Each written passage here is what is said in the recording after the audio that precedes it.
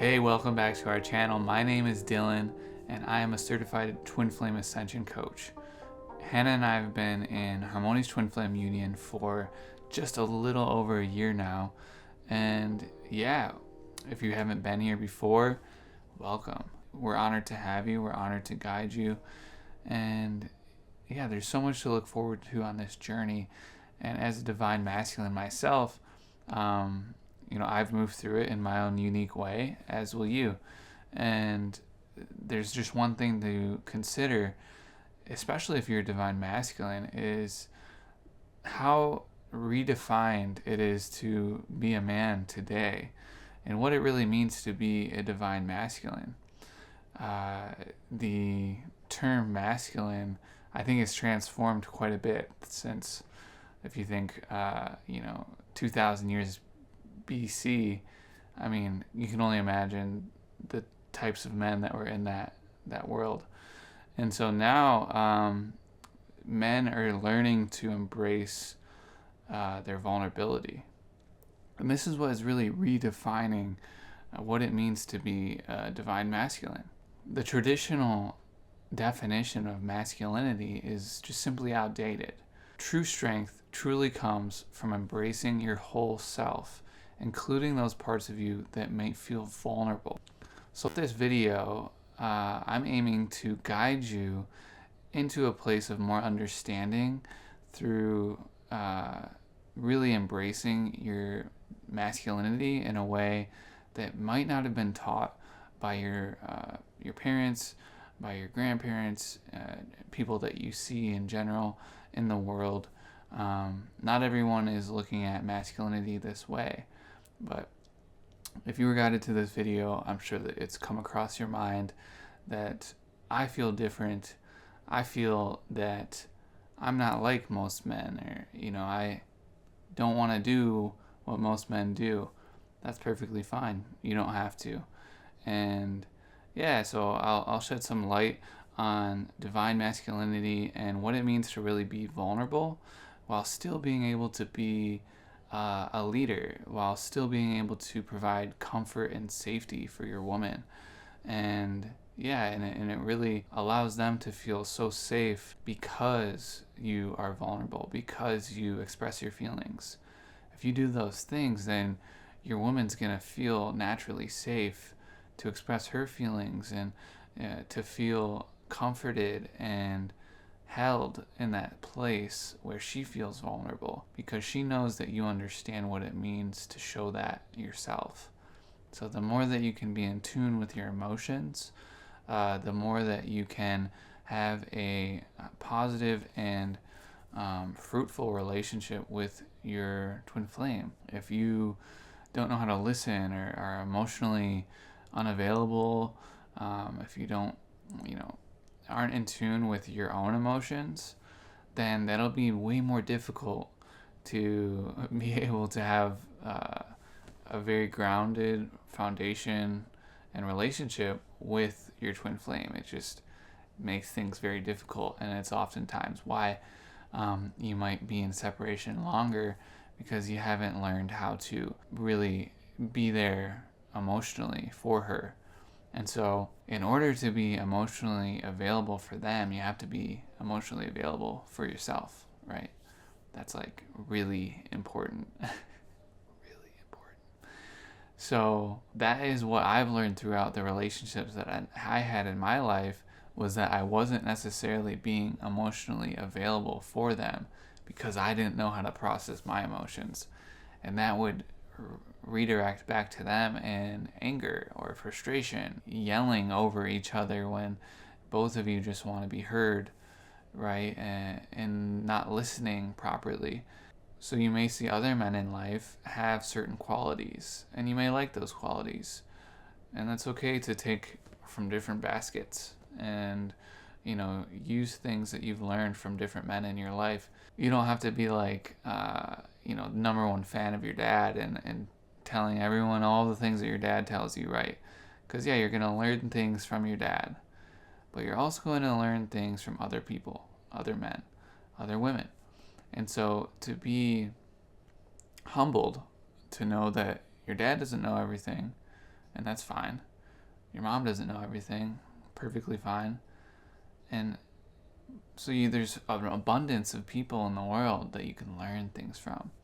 And so, yeah, and that's healthy to be able to pick things from different baskets and apply them in your own life. So guys, the landscape of masculinity is shifting before our feet. More and more men are realizing that it's okay to be in tune with your feelings.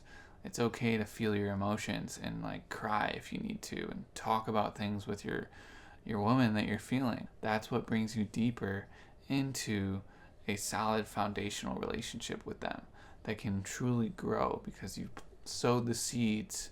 You've learned from all the things in your past, and now you have a chance to apply that education in your relationship with your woman.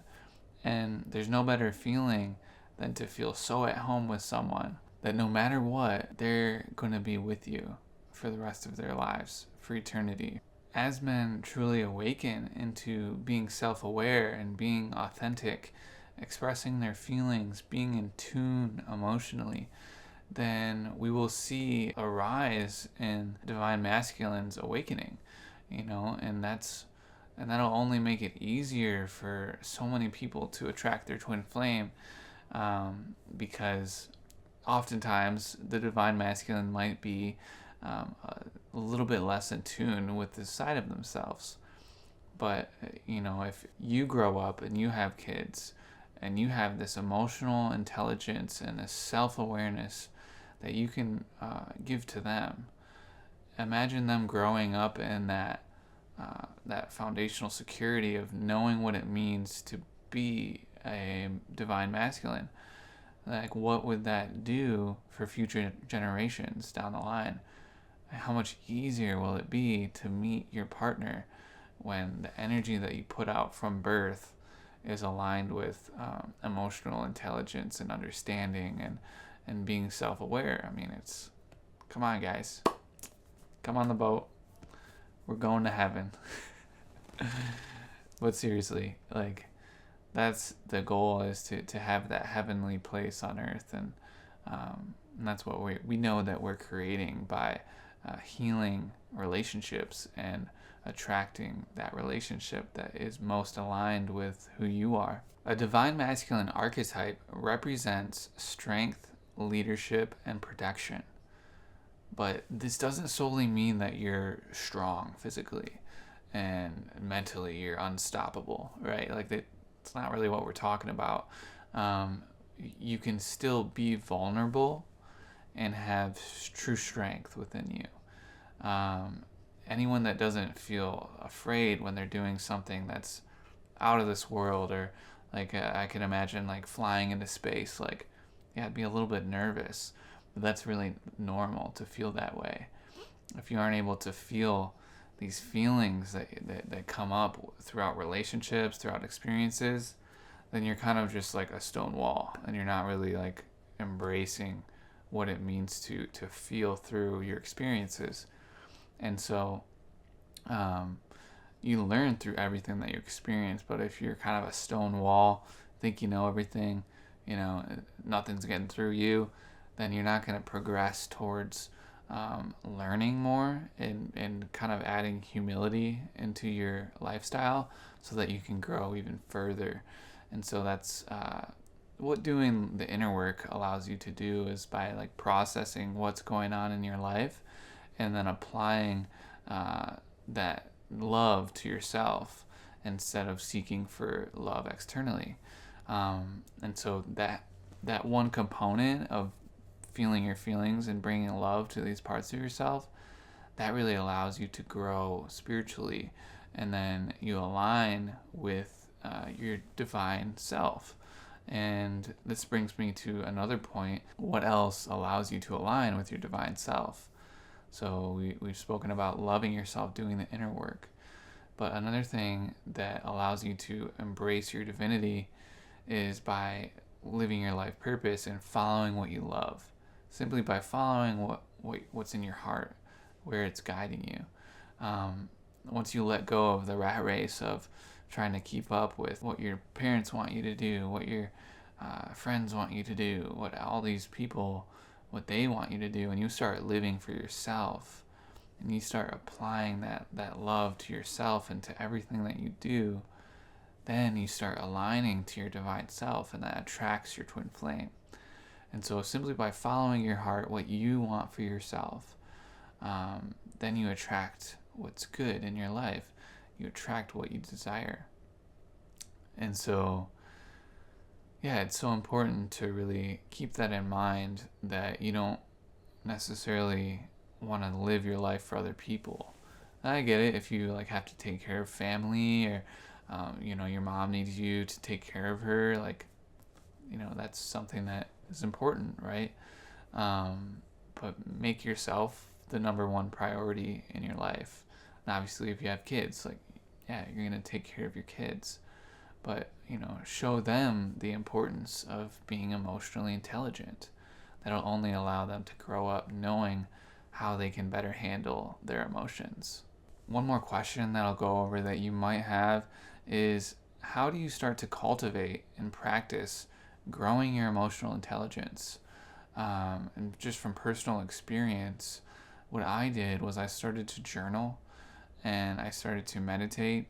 I did yoga, and I started to draw when I was in college, high school, and also played video games.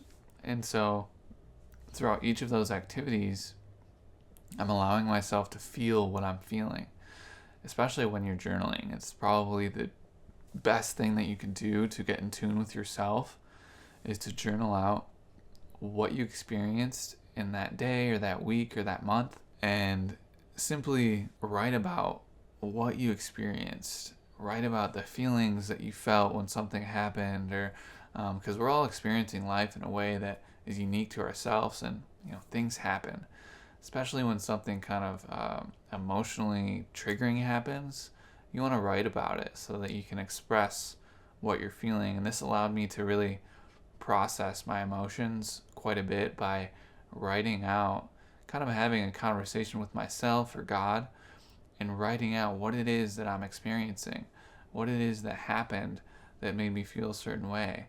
And if you have nothing that happened that was, that you want to share with God, with the universe, then express how grateful you are for what you have, for the health that you have, for your family, for food in the fridge, for electricity, all these little things that you can be grateful for within each moment. Write about those, and that'll help you to really feel and process like what it is you're experiencing.